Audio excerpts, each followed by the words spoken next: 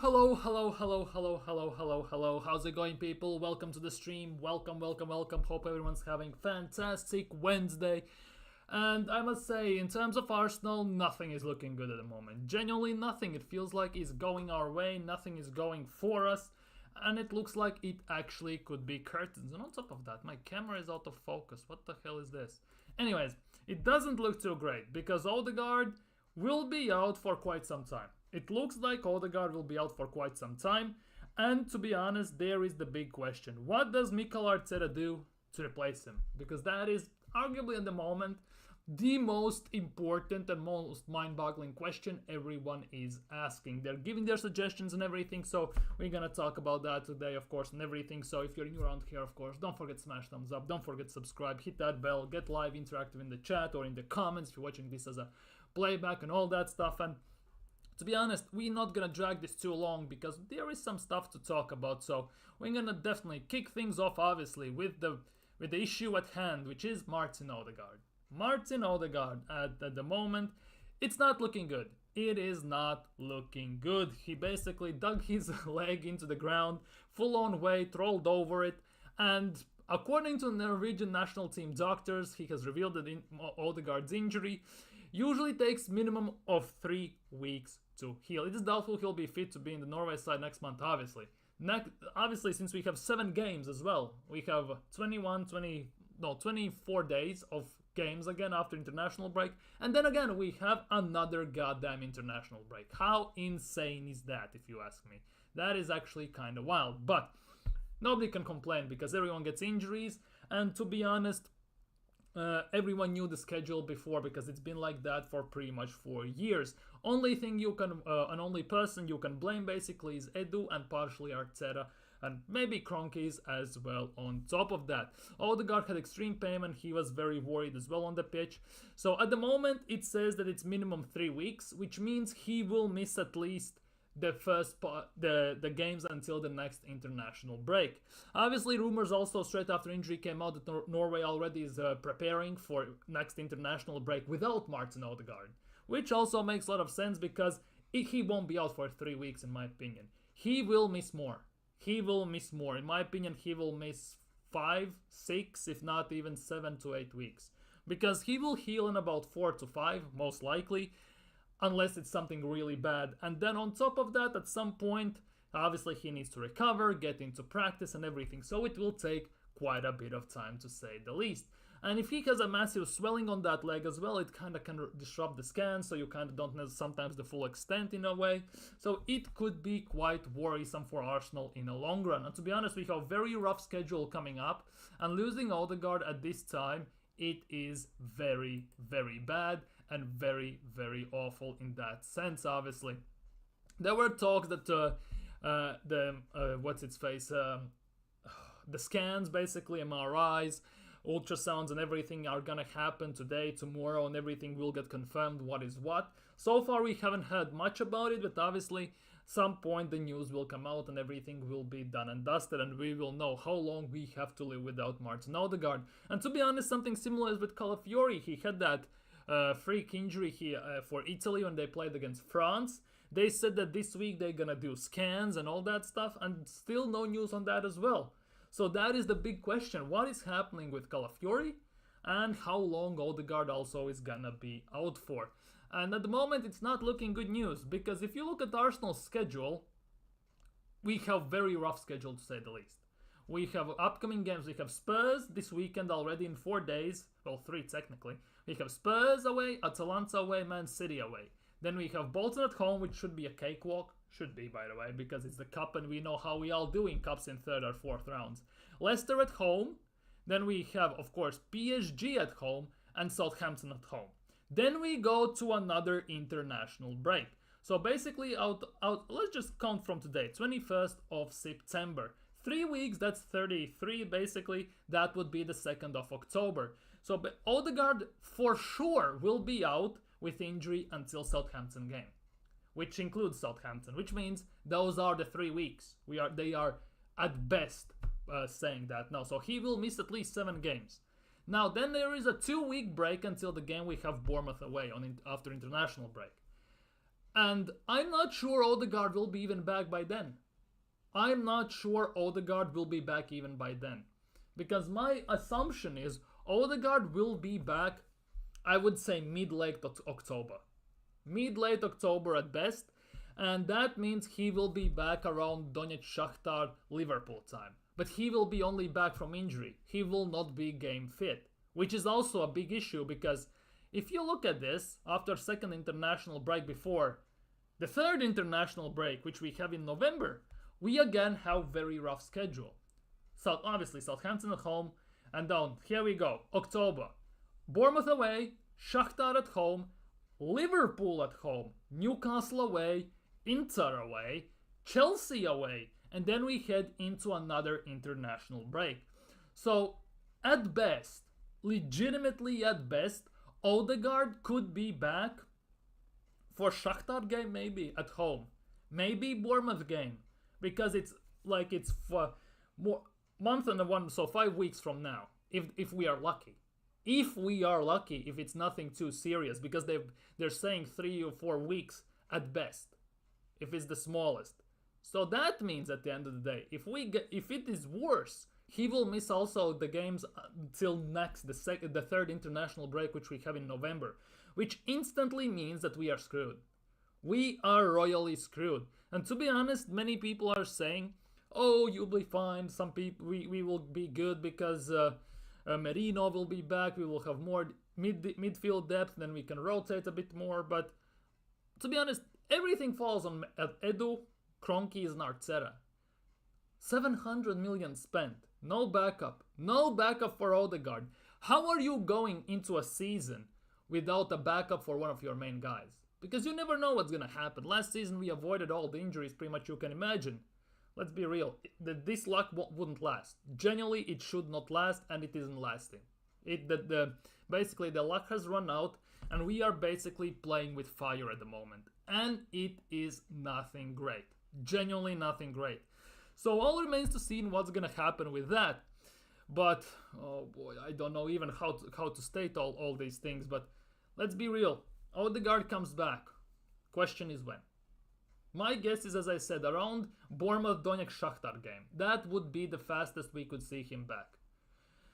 Will it happen? Not sure, because that injury, the way he rolled the ankle, the weight on it, the leg, how it swells up and everything, I would say he's about out for 5 to 7 weeks. And 5 to 7 weeks is legitimately October 22nd / Liverpool, October 27th.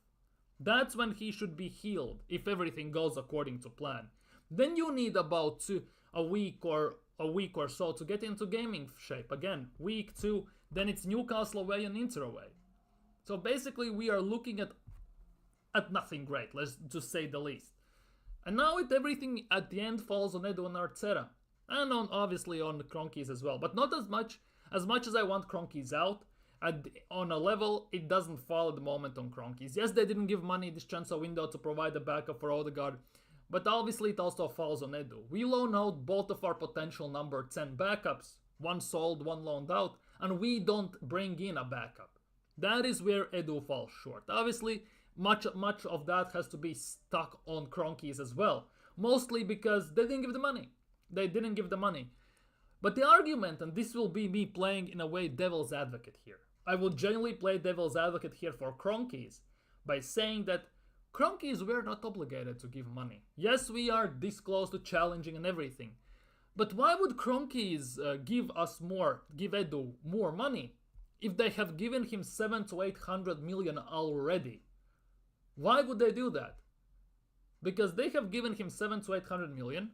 He has won nothing, completely changed the squad, and pretty much for 700 to 800 million, he has nothing to show for it. We are back in top 4.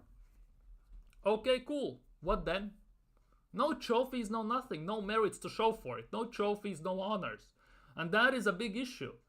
And I think that is also a big reason why this summer we basically sold to buy. That was the case because we only sold and then we only bought. So I also believe that Kroenke's have turned the screws on Edu, and they have said, well, hello man, we have given you 700 million over the last 4 years. What have you done with it? Have you sold anyone for profit? Have you won anything? Have they been invested good? Because overall it hasn't been invested good. Maybe 400 million to 500 of those 700 to 8 have been invested properly. The rest of them have been total waste. Signing like 50 goalkeepers, signing players like Kivior, Lokonga, and Vieira and stuff like that. Like, what was the reason? What was the reason? If you have proper scouting department in place, those gambles more often than not pay off. But all the gambles Arteta has taken with Edu, none of them have paid off. None of the gambles have paid off. And that is a big issue now. Because we have already the thinnest squad with 22 players in Premier League. In Premier League, we have the thinnest squad, 22 players. And now 4 of them are injured. So we have 18-man squad, which doesn't fill up even in the bench for the next game. And on top of that, we have bought so many defenders that most of the bench will consist of defenders. Like, no midfielders pretty much, no attackers. Like, what are we doing here? Seriously, what have Edu and Arteta done here? Completely wasted money. And I think it's also no coincidence that Arteta said during the transfer window Arteta said during the transfer window that the contract talks gonna be resolved after the summer transfer window. Transfer window has passed, and we haven't heard a peep about that. We genuinely haven't heard a peep about it whatsoever.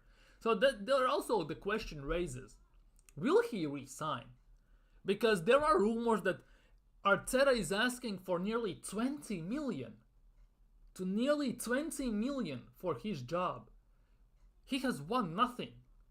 Apparently Pep Guardiola gets 18, and bonuses obviously, he wins Prem, Champions League and all that stuff. He gets 18. How comes Arteta should get more?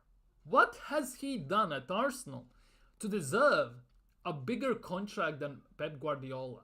One of the best managers we have seen in Premier League ever. Seriously, what has he done? What has Arteta done to deserve this contract? There's nothing. Nothing, because the only trophy he has won wasn't with the squad he bought. It was with the squad he inherited, fully. Then he ripped it apart, binned pretty much everyone. Only player that has left is Tierney. Then he has bought all the players he wants, and since then he has, well, basically done nothing. So what merit does Mikel Arteta have a nerve to ask for the board, to Stan and Josh, nearly 20 million for a new contract? If those rumors are true, what merit he has to ask for that? Because he has wasted money, he has gone us back in top 4, and at the end of the season he has won nothing. And he wants to get pretty much the same money that Pep gets at Man City? Like, what are we doing here? He doesn't deserve that much. He at the moment is on 9 million. You can increase it to maybe 12, maybe 13, but sure goddamn not to 20. To get more than Pep, that would be a total disgrace. Although that would be in Arsenal's nature, because many players in our squad are overpaid for what they do and what they contribute to the team. So maybe overpaying the manager is also a thing we're gonna do. So it makes no sense. Like, for Arsenal, for me, if it makes sense, Arsenal won't do it. The less it makes sense, the bigger chance Arsenal will do it. And we have seen this year over year over year. Always coming this close to winning a title, and always doing nothing the season after to push even harder for it. And what is the reward? We paint Josh Kroenke's picture outside Emirates almost. It's next to Emirates. Not next, but near Emirates.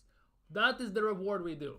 We actually paint Josh Kroenke's picture near Emirates. That is our reward. Like, it doesn't make any sense. Seriously, it doesn't make any sense whatsoever. I might be the only one. Like, seriously, it makes zero sense. And now people are saying to play this guy. Let's play Ethan Vanieri. He scored against Germans under 19s yesterday. He's set to be in Arsenal squad for the North London derby on Sunday. People are saying play him. Okay, Let's see what he does. Will Arteta play him? No. In my opinion, he won't. He's too stubborn and arrogant to do so, even if everyone wanted it, because he's very pragmatic and very predictable.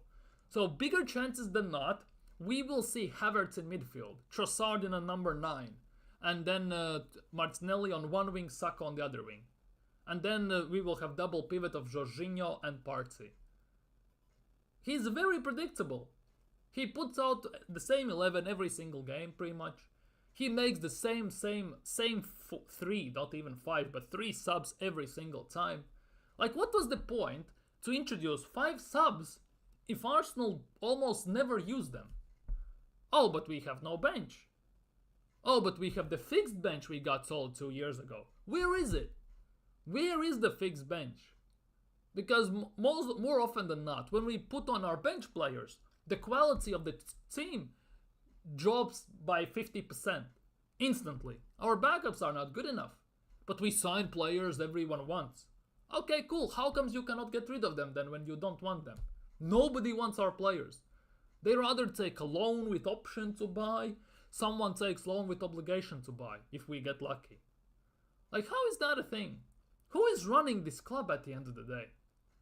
Because it feels like it's run by a bunch of buffoons. Inexperienced players, pretty much inexperienced players, to be honest. Inexperienced, we have Edu, inexperienced sporting director in charge, inexperienced owner in Josh Kroenke in charge, because Stan bought it, Josh just runs it, just like Josh runs Denver Nuggets and then Colorado Avalanche. Running US franchises is a cold, like, day and night compared to running a UK Europe franchise. We don't even have franchises here, we have a club. Let's be real. We have a novice, we have ex-players as managers here. Per Mertesacker, to be honest, very decent defender, but he's one of the main guys in the youth system. Same goes for Jack Wilshere. Ex-player Mikel Arteta is our manager. How are we we are a big family. We basically give, your cousin is gonna do that, your nephew is gonna do that, your auntie is gonna be a sporting director and stuff like that. We basically, the bigger the family, the more jobs you get. Like, it makes no sense. Genuinely makes no sense. And then you look at other teams who hire actually qualified, proper people in charge, and they do good. It's almost like when you buy quality, you hire quality, you actually succeed. It's the same with Arsenal players. Basically what you do in transfer windows. If you buy cheap, you buy twice. That's what has happened every single year. It's the same never-ending story for Arsenal. And it feels like nobody ever lands. It's like Arsenal fan base have like a goldfish memory. One summer gone, bang, Men in Black. Men in Black settings, you'll have forgotten everything that happened year before that. Because everything needs context. Everything only gets referred to the last summer. Nobody remembers that this has happened every single year under Arsene Wenger, and all the time every single year. And now it's happening the same thing under Mikel Arteta. The same damn things. Nothing has changed pretty much. We are back in top 4. We were there. We haven't won pretty much anything. We were there. Under pretty much in decline, in twilight of his career, Arsene Wenger. One more than Arteta has done with 700 million spent and learning there. Oh, but you cannot compare him, he's learning on the job. That's what whole Arsenal team is doing. The team that is running Arsenal, the board of managers and everyone. Everyone's a novice. Everyone's learning pretty much on the job. Yet other teams hire professionals in the correct places. And it's almost like they succeed almost. Like, how come nobody sees this? How come nobody calls out Kroenkes? Nobody calls out Edu for doing things. Everything's fine. Edu is cooking. It was amazing signing this and that and this and that. Was it really? 8 out of 10 window, I got told. Where is the 8? Where is the 8? Like, erase one, pretty much, for me it's a 4 out of 10 window. I can give 7 or 8 out of 10 for sales. I'll admit that. But I can give 2 at best for signings. We sold, but we didn't sign to replace. Month and a half to sign Calafiori. Months to sign Merino. No striker, no backup for Saka. We didn't go sign Norberto Neto on loan. And on top of, to give the cherry on top of the cake, we go and sign Raheem Sterling. Oh, it was an opportunity signing. No, it wasn't. These talks already started, potentially, that Sterling could go somewhere to Arsenal or whatever in mid-August, a bit before that. As soon as Pedro Neto signed for Chelsea, I told on one of my streams instantly, Pedro Neto is signed, Sterling will be out of place, he's gonna get sold, and it feels like Mikel Arteta signing 1 billion%. End of transfer window, here we are, Sterling has signed for Arsenal. It's like you can already see it in the pipeline what's gonna happen. And it happens. It's not a mystery. It's not a mystery. If you actually see and follow these things, you actually see that what's gonna happen. And it never ends. We always are 2 players short in the correct positions to actually go and challenge consistently. But we can't. But our board doesn't. Cronkies don't want to do that, because as soon as they give money, and Arsenal actually are going to sign a striker, the right wing backup for Saka, maybe another midfielder, then there are no excuses. Then there are no excuses for Edu, for Arteta, to some level also Cronkies. Because if we don't win, everyone needs to go pretty much. The players, fans will go out in the streets and start protests. Because if Cronkies actually supply the money and we sign strikers, backup wingers and some midfielders, the 3 players we actually still need, right? And we win still nothing, people will be calling Arteta to be sacked, people will be calling Edu to get sacked. And on top of that, everyone will go out and protest against Cronkies. They don't want that accountability. They don't want that serious pressure they actually would get when they sign actually proper players. And that is what's bothering me. Because there is no ambition. Because if you go sign those players, you show your fan base that you have actually ambition to win Premier League, to go for Champions League, to go for all the cups. You have proper depth in your team to actually challenge on all fronts. But now at the moment we have 22-man squad, thinnest in Premier League, and out of those 22 people, 4 are injured. So we have 18-man squad. We can't even fill out our bench for the next game against Spurs. We will have to use under 21s on the bench. And when we want to make subs, most of them will be defenders. Because due to injuries, our guys we usually sub on, as predictable as it is, will gonna start. And imagine if it's a draw, we are drawing, or even if, or God forbid, we're losing. Who's gonna come on and change the game? Salam Khan? Josh Nichols? Tommy Setford? Who's gonna come on and change the game? Chidobe Martin? Oh wait, he's at Manchester United. Who's gonna do that then? Like seriously, who's gonna do that? Can't wait for the game. Big up coach in the chat. Big up Pepper as well. Can't wait for the game. Looking for Sunday's roast chicken and those hotspur. Dude, don't get cocky before time. Yes, Spurs have injuries as well. City have an injuries. By the way, wishing Nathan Ake speedy recovery. I saw the injury. He couldn't even lift his leg off the ground himself. So that will be a massive one. That is a massive one for them. The good news for City though is they have 2 backups in that position already. Will you be happy with a cup double, FA Cup and Carabao Cup? I will be happy, but I still want Arteta to go. Because you cannot treat FA and Carabao Cup, since you won the FA Cup in the first season with not your squad but Emery's and Wenger's squad like trash for 4 years, then win both and think everything's gonna be fine. You either win Premier League or Champions League or you F off. Enough is enough. Because if he wins these cups, for example, right? And then it's gonna go, oh, we did it. Now we can focus on the Premier League. We're gonna sign a striker and everything. We're gonna go into the next market. Will we sign a striker? Will we sign a backup for Saka? Will we sign another number 10? Will we sign a proper goalkeeper backup? Because next summer, Jorginho and Partey's contracts run out. If Arsenal don't extend them, we need to sign 2 more players in the midfield at least just to replace them, which we need to sign another one on top of that to actually have a backup. So we technically in that instance need already 5-6 players to sign next summer. Like what? Like what is this?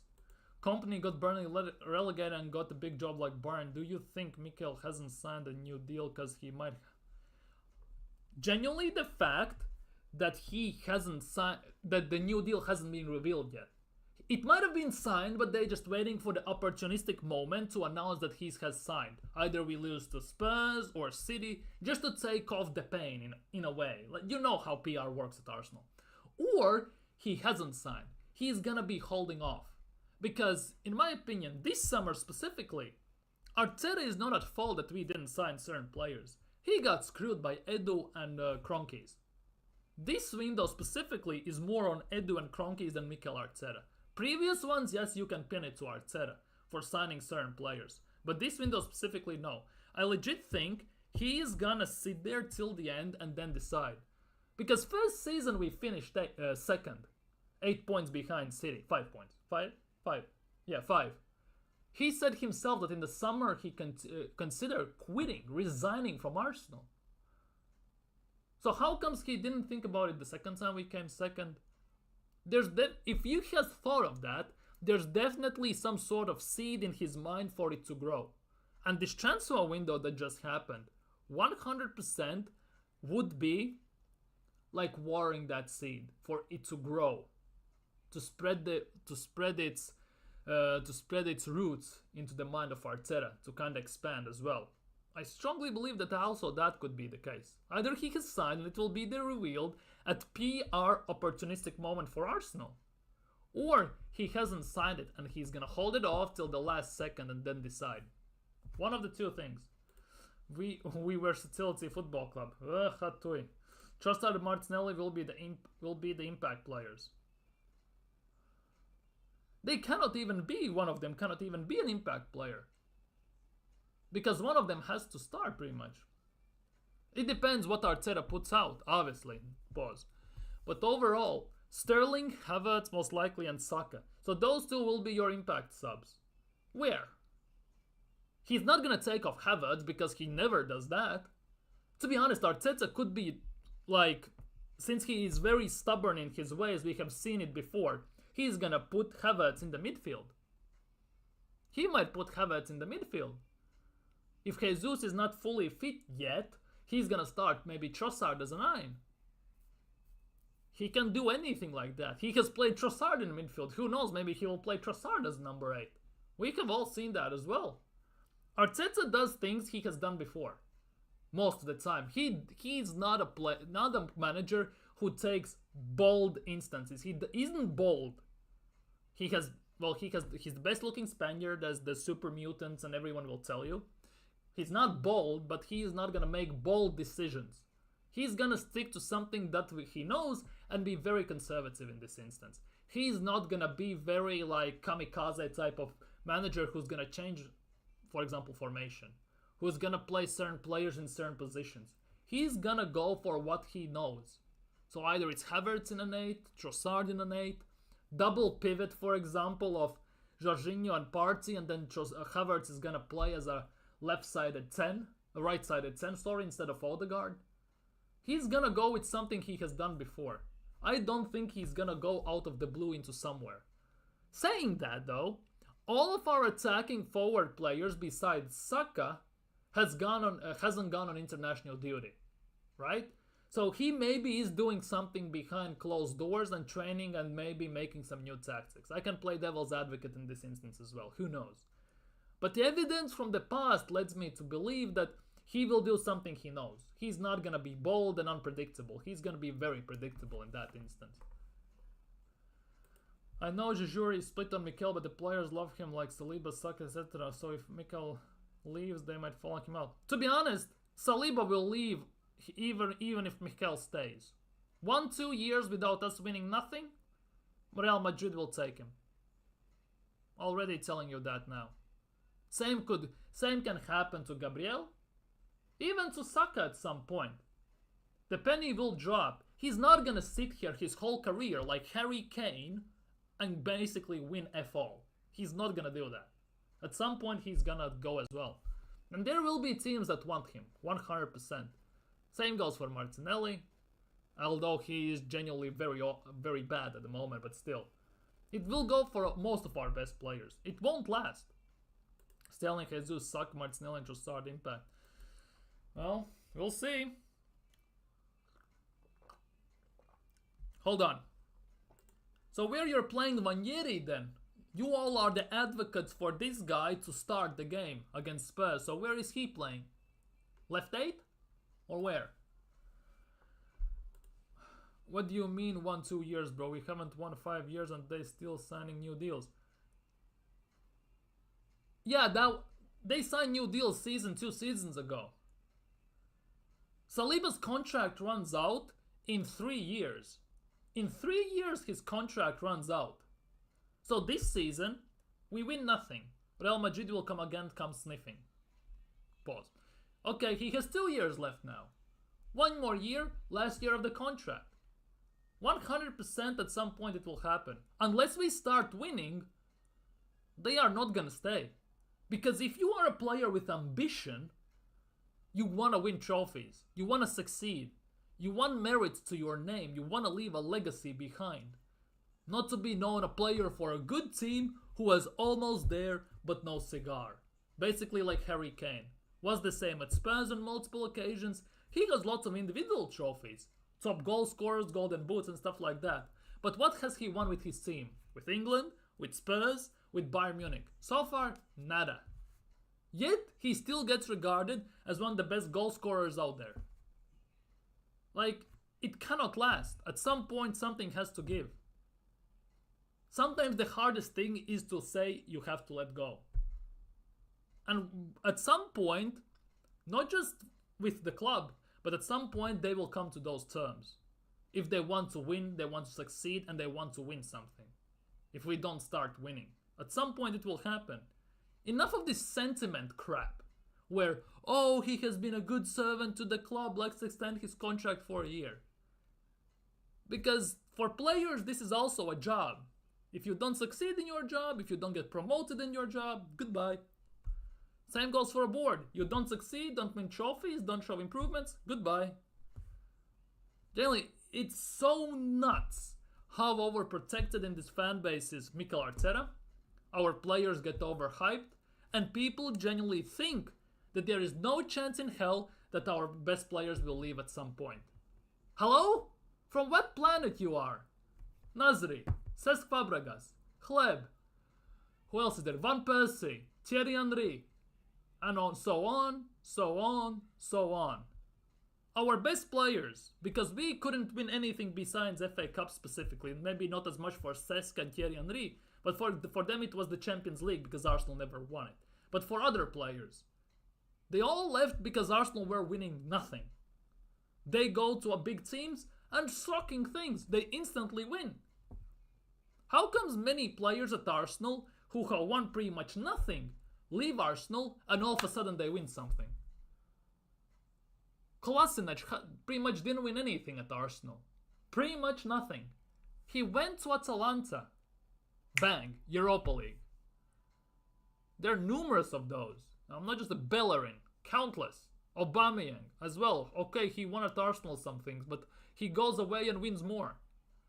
There are some of those instances. It's a reoccurring theme as well. Some of our players leave and they instantly win. It's not just a random thing. True though, because with 1 year left and 80 million bid for Saliba, club is forced to take it. Exactly. If Saliba just basically goes against the club and says, you know what? You are winning nothing. I don't see improvements anymore. Sell me. Or I'm gonna run out this contract and you're gonna get nothing for me. It doesn't take a genius to do that. Let's be real. And it doesn't take anyone to actually not notice that. Let's be real as well. So at some point this could happen if we are not careful enough and don't start winning. That is a big instance in this. Henry is just as much to blame for not winning the Champions League with us. Yeah, true. He did it. At the time, as big of a club legend as he is and everything. One of arguably the biggest, if not one of the biggest club legends at the club. At the time when it mattered the most for the club. The most. He missed chances. Similarly, to be honest, We got screwed out of a Champions League as well in a way with that red card. Remember those days? Van Persie and everything. We got screwed out there as well. We easily would have won there if he didn't get the red card. That was a bit of a, let's just say, brown envelopes type of thing, in my opinion. What do you think has broken our winning spirit? Everything. Everything. We don't have a winning manager. We have a person who can waffle, didn't achieve much, was a very bang average player, who has studied under Pep, has come to Arsenal. Basically, he feels like big and fat. Super happy. Doesn't need much. At the same time, he can't install winning mentality into players if he's not winning himself as a player. He may manage the players, but he cannot coach them. Our players are not good enough. I'm talking about bench here, where bench all should have been sold and replaced, and that should have happened 10 years ago when Wenger was still here, and we still haven't done that. It's a decade more than past, and we still haven't done that. We haven't bought proper players we need, and our owners have no ambition pretty much. Because every time we are this close to getting it over the line, they do nothing or bare minimum just to keep us in that top 4 type of situation. It always has been like that, and nothing has changed. It's the same as under Wenger, and it's the same also now. People say, well, we are back, we are better. Yeah, we are better because we have better players. At the same time, you could say best Arsenal team the last, 15? Well, not 20 maybe, but let's just say 15 years. What have we won? Nothing, pretty much. We actually have won nothing with this best team in the last 15 years. Basically, what Wenger was doing, he was making wine out of water with the garbage he had half the time at the club. Yes, he kind of ruined the mentality that top 4 is a trophy, because it's not, let's be real. Yet at the same time, he managed to win FA Cups. He managed to win something, man. It's actually insane. That's why that player logic is stupid to me. If the players were that good, they'd win trophies with us. But I admit that they have that mindset, so we could easily lose. Exactly. Your mindset might be there even. But the thing is, we are short. And I'm not talking about the bench at the moment and everything. We are short of a guy who we can call he is him. Basically. Who in the clutch moment can pull something out of the bag. Who single-handedly can take the game and the team by the scruff of their necks and drag them over the line. A guy who is the X-factor in the team. Who everyone needs to cover but they can't cover. Because shutting down Bukayo Saka, let's be real, is pretty easy. It's not that difficult for the other teams. We don't have that guy like Alexis Sanchez. You give the ball to him and you know that he's gonna make something out of nothing. He's gonna make lemonade out of rocks pretty much. That's what Alexis Sanchez did at Arsenal many times. At the moment, we have none of players like that in the team. We have good players. We have, let's just say, 2-3 players who are close to being arguably world-class. But to classify as a world-class player, let's be real. You need to win something. You need trophies behind your name to support that suggestion. And so far, none of them have anything. And that is a big, big issue. Because we don't win. We assume that challenging is a trophy. Who cares about FA and Carabao Cups because Mikel Arteta treats them like trash? Who knows what's gonna happen this season? Smallest squad in Premier League. Smallest squad, 22 players. And 4 of them are injured at the moment. And 1 has red card. So we have 17 players for the game against Spurs. And again means that half our bench pretty much is gonna be under 21s. Or something like that. Like, come on, man. That's not serious. That's not title challengers.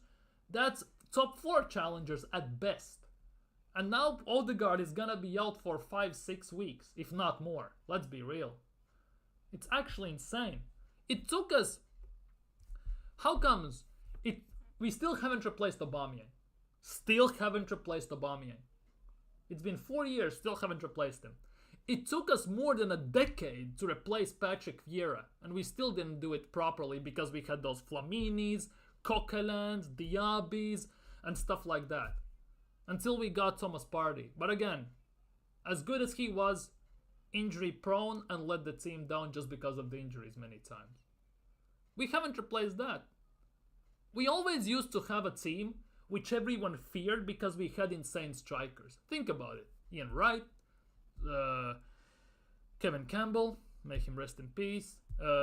Technically Dennis Bergkamp, Thierry Henry, Nicolas Anelka, Manuel Adebayor, Van Persie, Aubameyang, to some extent Giroud, although he kind of screwed us from a title when Leicester won it and everything, because we would have won the league if he could find the back of the net when he decided not to score for about 15 games. We always were known for a team that had insane strikers. Yeah, Kanu as well, Nwankwo Kanu. We used to have insane strikers. At the moment, we have none of that. We have none of that. We don't have a player who, when you look at in the team and you think, oh goddamn, how are we gonna cover him? How are we gonna stop him? I think you have seen the documentary on Manchester City, right? The year they were challenging with Liverpool. When Pep Guardiola just comes into a dressing room to think tactics and he says, we have a big problem. I have no idea pretty much how to stop Mane, Salah and Firmino. Because it's impossible to stop them. You can slow them down, but you cannot stop them. We have players who you can easily shut down. We don't have a player who is gonna be like Bulldozer, like a Terminator. Just goes through you pretty much if you even try to stop him. And he gets it over the line and gets the job done no matter what the cost. We don't have that type of player. Teams that win leagues, have those players who carry it, who goes, who does everything. We don't have that. We just don't. Okay, besides Mikel Wenger didn't win no UCL either. Unai got cooked in Europe. Imagine we played Europe so many years before Mikel and never won it, so can't. You can't pinpoint it to Mikel. Easily. Easily. Because there is, okay, under Wenger, yes, we got to Champions League finals and everything. That's the only thing I am kind of annoyed about the Invincibles. Because that team should have won the Champions League. That team is Champions League winning worthy. We just didn't get it over the line, as always. But for me, is it Wenger? We lost to Olympiacos. We lost to Sporting Lisbon. We lost to Unai Emery and goddamn Villarreal, who played Francis Coquelin at right wing, man. We lost to a team like that, who at the end beat Manchester United in the final. That's all Mikel Arteta. We lost to Sporting Lisbon and teams like that. Whose fault is that? Because in Europe we don't have any pedigree whatsoever. We are a laughingstock in Europe, if nothing more than that, to be honest. Because nobody remembers what Arsenal have done in Champions League. Because if you ask Champions League Arsenal, first thing they will say, us getting battered by Bayern Munich year after year after year. And last year was the same thing. Yes, it wasn't 7-2, 10-2, whatever, right? Yet at the same time, worst Bayern Munich team in a decade. Best Arsenal team in the last 15 years. And they still beat us.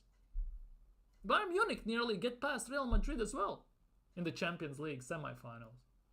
Nearly, but almost, but it didn't happen. Still. We didn't replace Vieira. Anytime we needed CDM, we bought short cams like Rosicki and Hlebka. Solid, now we need striker we didn't address. I think it's beyond the coach. We need new owners. Exactly, we need new owners. Cronkies just have no ambition. As long as Arsenal's Champions League features brings in money, they're happy. Because that covers the books. They get their pay share for technically paying off the stadium, which we are still doing, by the way. Don't get fooled that Cronkies bought it out. We still owe it to Cronkies, technically. And it also kind of supplies the sponsorship for them building a new stadium they want to build, a sporting massive complex for where they want to build, where there's a possibility for a new franchise in San Francisco or whatever they want to do it. I forgot, California or wherever it was. Seriously. We basically are a cash cow for Cronkies to build whatever they want in the USA. That's more or less how it works.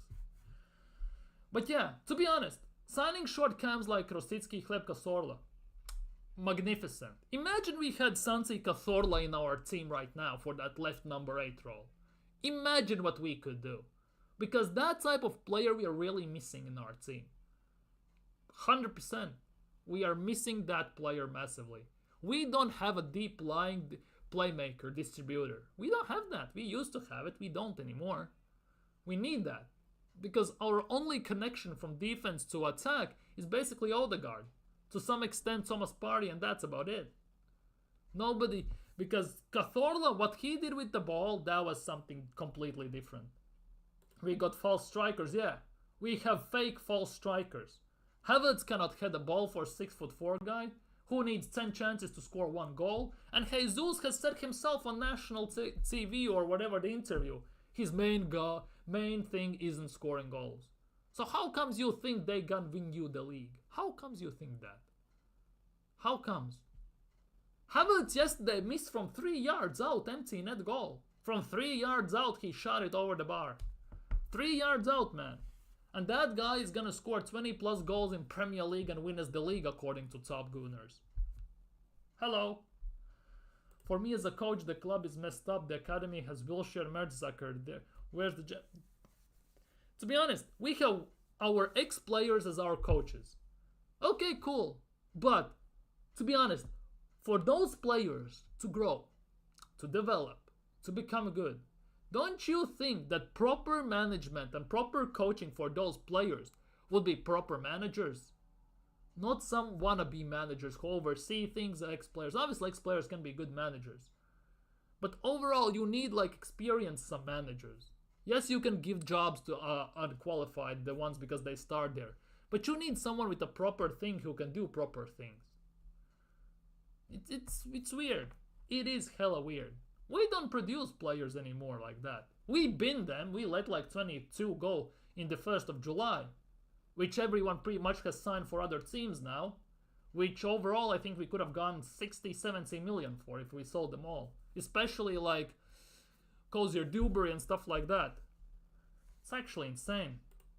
Wenger didn't buy what was required. No fluke since Kroenke's came in. We didn't want... We don't do what's required. We should be doing what's required, but we don't. There's no ambition and there's no, like, hope to actually do so.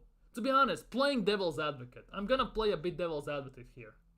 In a way, I can see why we didn't sign anyone this summer. Why we needed to sell to sign. And it's not PSR, it's not FFP. Bando's lot, there was none of that for Arsenal. It has been confirmed pretty much in by multiple interviews, by accountants and stuff like that.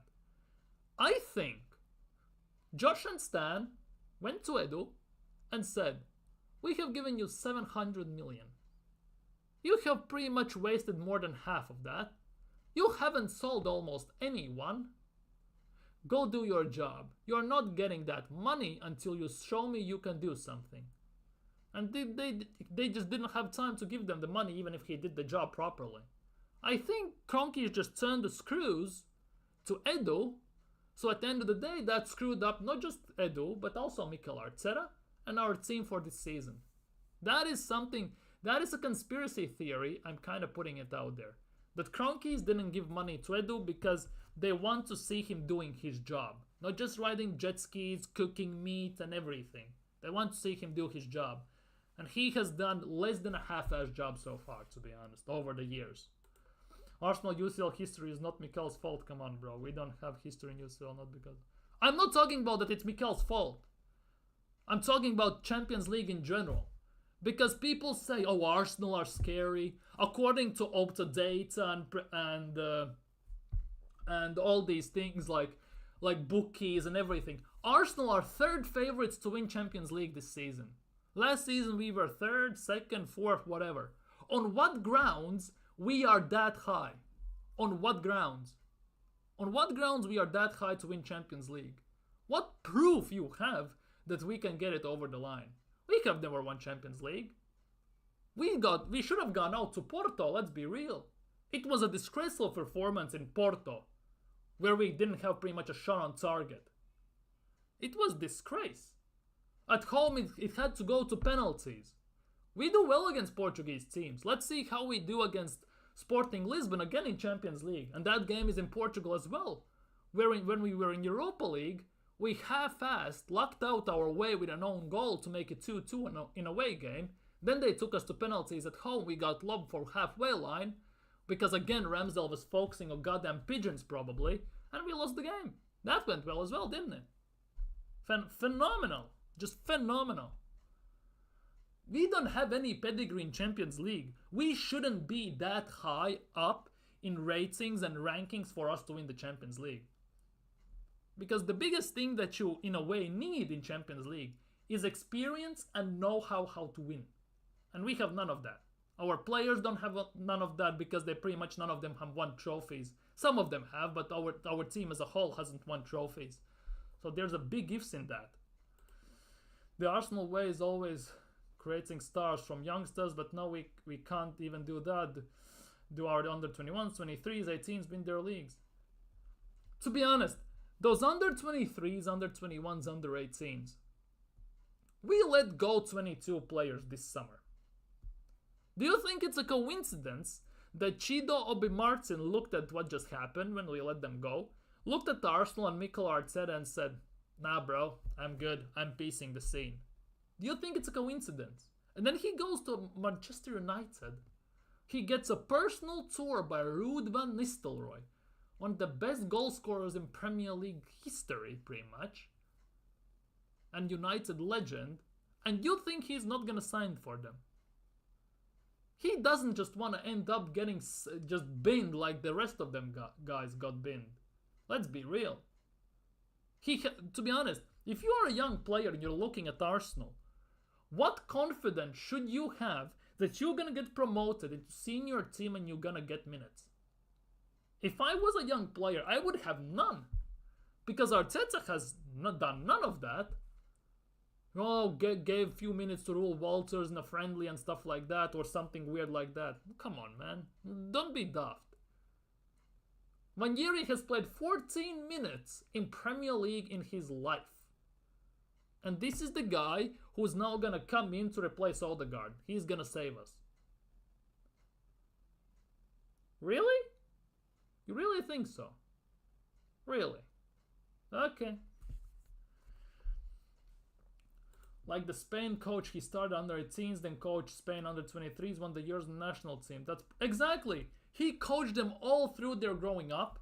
They put him in charge. He knows the players. You add some experience in key positions. You know your Carvajals, your Laportes, and experienced goalkeepers. And then you put some youngsters here there, like Yamal and other players. And obviously they have most of them. He can coach them like Fabian Ruiz and all them players. He has coached them before. He knows what they can do. He knows how to get best out of them.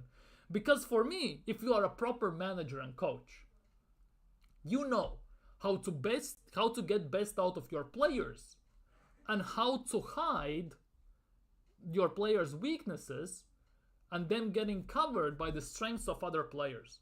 So basically everything is in balance and the level of the team rises and the best comes out of the team. You know how to do that.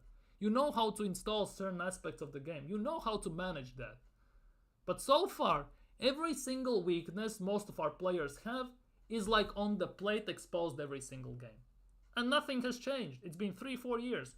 Same issues on the bench, in the team, in the gameplay, everything. Nothing has changed in that regard. Nothing. Same issues that persisted then persist still now.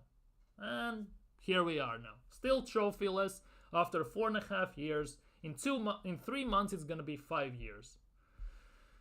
Oh, it's gonna be a long ass season, isn't it? It's gonna be a long ass season. We need to build our heritage. Excellent, thank you. What heritage can we build? From what materials are we gonna build our own heritage? That is a big question at the moment. Because we are looking very thin. And it shouldn't be a case where a team like a stature of Arsenal, who is one of the biggest teams in England, top 20, let's just say, biggest teams in the world for the sake of an argument, should be in such a panic mode after getting injuries to 2 players. That's all it took. 2 guys got injured, that's it, we're done. It shouldn't be the case. We should have plan B, plan C, plan D in place just in case something happens. And so far, we don't have that. We don't have... Plan A, obviously, is play our main 11. Plan B, for me, is having backups in all the key positions. In every position, let's be real. We don't have that, so plan B has failed. Plan C is to play certain players in certain positions where they have played and have done decently before. We can try and utilize that. We can try, but we have never done it before. Because every single game we see every single 11. The same 11 in that instance. We see in every single game the same 11. Besides left back. That was the only position that changed throughout the season. More often than not. Because mostly Havertz up top. Well, in the second part of the season, let's just say that. Havertz up top, Saka on the right, Martinelli on the left. Odegaard, Rice, Jorginho in the midfield. Or Havertz in the first part of the season. Nothing changed there. White, Saliba, Gabriel, Raya in goal, and then on occasion we have either Kivior or Zinchenko or someone else there. That's it. Most of the time, 90% of the starting 11 never has changed. How about throwing in a curveball? One at a time. But again, we cannot do that because we don't have players to do so. We don't have players to do so. Even mid-game, how about for a change? You do what Spain does. You do what Real Madrid does. You do what Barcelona does. Swap the wings around, huh? Make Saka play on the left for a bit. Make Martinelli play on the right. So the strong foot for each player is on the outside, not on the inside. So everyone pretty much 95% of time is gonna cut in or pass it back. And everyone knows that. So all you need to do is basically either you cover the strong foot and make them run straight and cross the ball and run out of play, pretty much, because Martinelli, that's only he does. Head in his knees, drop the ball past defender, and pray you can outpace him before the pitch runs out and you can cross the ball. Every single time almost. Saka does the same thing. He goes down the byline, doesn't take his opponent on, and then two things. Either he's gonna whip in across with his right foot, which at the end results in barely getting past the first man, or he's gonna cut it back, try and cross, or he's gonna pass it back to Odegaard or Ben White. And that is every single game, the same single thing. Rinse and repeat until you get sick of it. And another thing is, Saka should be taken off corners. Let's be real. How many corners you have to take to realize to get the ball past the damn first man? Seriously, like 7 out of 10 times when Saka makes a cross from the corner, he doesn't get it past the first guy. Like, what? Like, what are we doing here? Like, also, we scored a big chunk of our goals from set-piece situations last year. Last year we scored quite a bit. We were the leading team, I think. Do you think this season we're gonna do that? 3 games in, we had set pieces quite a bit, let's be real. And we haven't even gotten the ball to hit it on the target or get a header proper on the ball. You don't think other teams scout these situations? You don't think we're gonna get shut down for these instances? You think it's gonna be that easy again? That was also one of the reasons why we scored so many goals last year. Because we scored goals, obviously. Big chunk came from set pieces because Jover did a good job, but now it's gonna be hell on earth because everyone's gonna scout us. And second of all, scoring the 91 goals, right? It's a good stat. But if you look at this overall, about 20 of those goals came in from stat padding 6-0 against West Ham, 5-0 against Crystal Palace, 5-0 against Sheffield United. Those came from those games. How about you maybe score 2 goals less in those games and score against Fulham to get a draw or a win? Score against Villa so you don't lose. Score against West Ham so you don't look embarrassed in the cup or in the league. How about that for a change? Because it's all cool and dandy when you score about 91 goals. But what does it matter when you score it in the games where it doesn't matter? Because it was 3-4-0 for Sheffield. It was 4-0 at halftime or 5-0 even against West Ham it was. West Ham fans were leaving the stadium. It's all cool and dandy.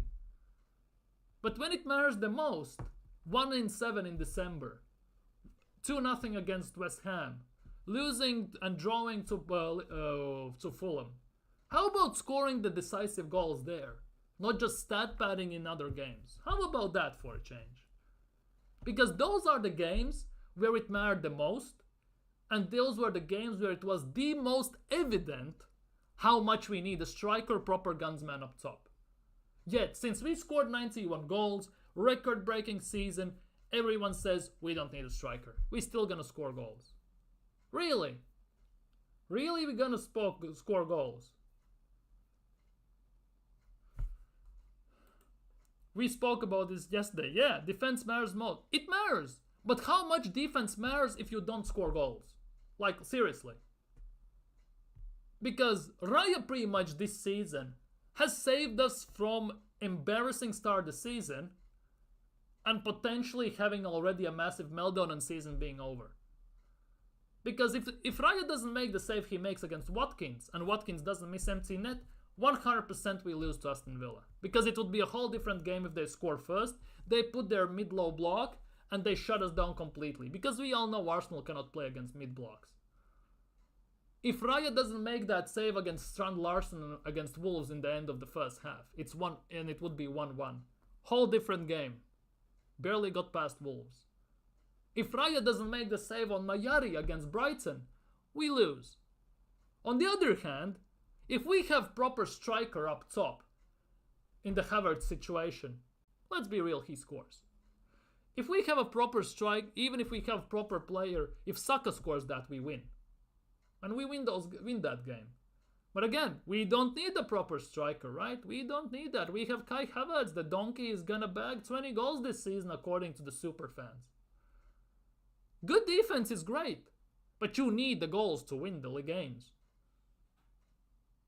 I don't mind winning games 1-0 or 2-1 like we did under George Graham when we won the league.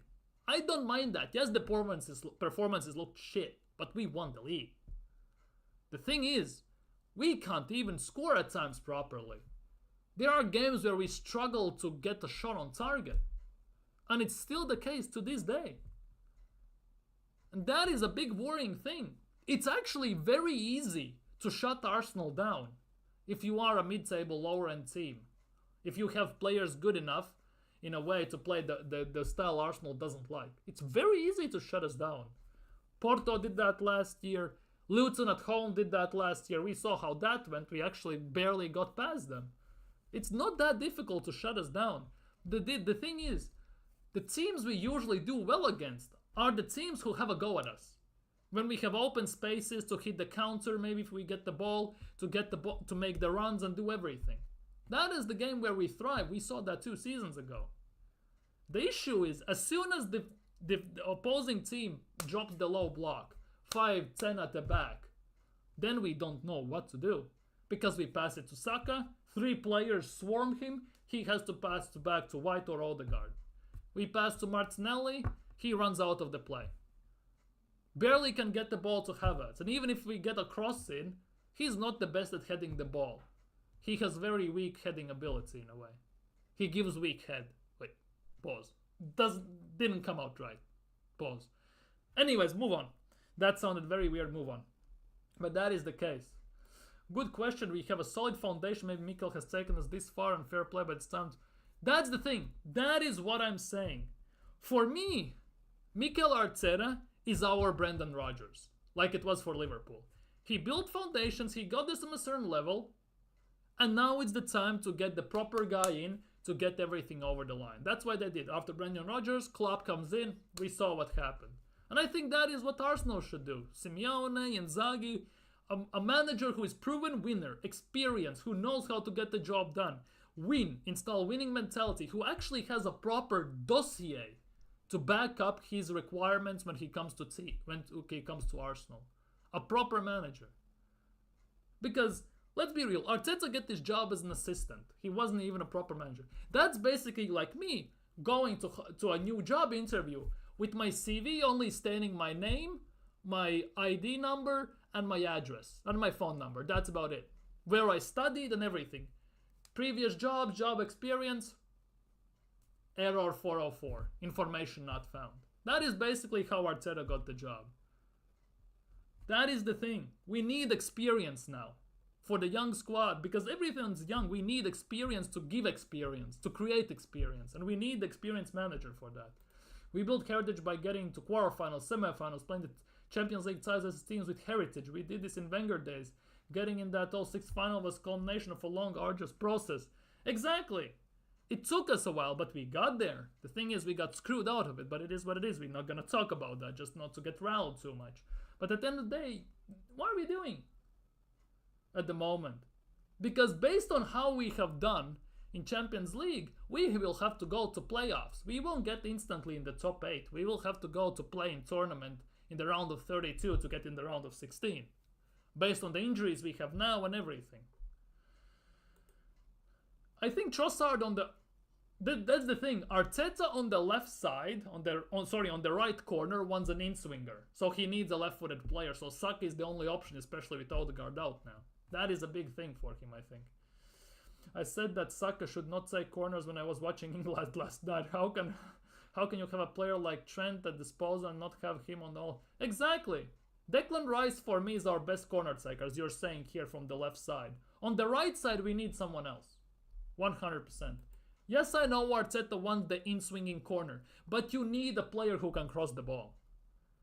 Because that's just wasting possession if you just cross the ball in and it hits the first man. Like, that's not even an attack. That's just basically wasting everything you have created. Killing the momentum of the game fully. If your opponent don't believe they can score against a solid back line, we end up controlling the game. Makes sense. Just takes the quick interchange in the fun. That's the thing. But the thing is, it takes quick interchange. That's the thing. Quick interchange. But what we do on the attack, overhaul the possession. We play the safe ball. Nobody plays a risky pass in between the lines on everything. We tried not to shoot from the distance, or when we have a chance, we try to play the perfect goal, basically play into the empty net. Odegaard, Jesus, for example, hold on to possession too much. How about give and go instantly? Not take 3-4 touches, try to dribble past 4 people. Move the ball. Because sometimes when you see us creating attack, you can see Gabriel in the center circle, leg on the ball, and he stands there for about 5 to 10 seconds looking at what I can do. Because teams have set up in a way, we don't have the gaps to play the ball to. That is the thing. We need quick movements. Drag them out. Quick movements. Tire them out pretty much. But since we move the ball slow, it is easy to follow our movements. And at the end of the day, we don't create gaps and we don't score. But remember the day Watford had like 20 shots against us, and when Wigan beat us in cup final, stupid goals, our defense has really improved. The goals can come, but if you're shit at the back. Exactly, the defense is solid. That's the one thing at the moment, at least at Arsenal, I am not worried about. Obviously, knock on wood and everything, but I'm not worried about. The thing is, Gabriel in the first 3 games has made stupid errors in every single one of them. That is something I don't like at all. That is very worrying. I think Arteta has bought Calafiori because he is sick of Gabriel's errors at times. I think, but that is just me, basically conspiracy theories and all that stuff. Saliba has been a bit off pace as well, but he will get into it, I think. Defensively wise, we could be solid. Our left back position is still on, but we'll see. We'll see. Our left back position is still under the question, but we'll see what's gonna happen there. But anyways, guys, I think on that note, I think we have talked about the squad issues, about Odegaard and everything. I think I'm gonna end it here. So, thank you guys so much being in the chat and chatting. Big up Pepper, Coach, and everyone else who dropped by. If you're new around here, don't forget to subscribe, hit that bell, comment if you're watching this as a playback and everything. Have a great evening. Have a great day tomorrow. See you all tomorrow. Take care and see you then. Peace.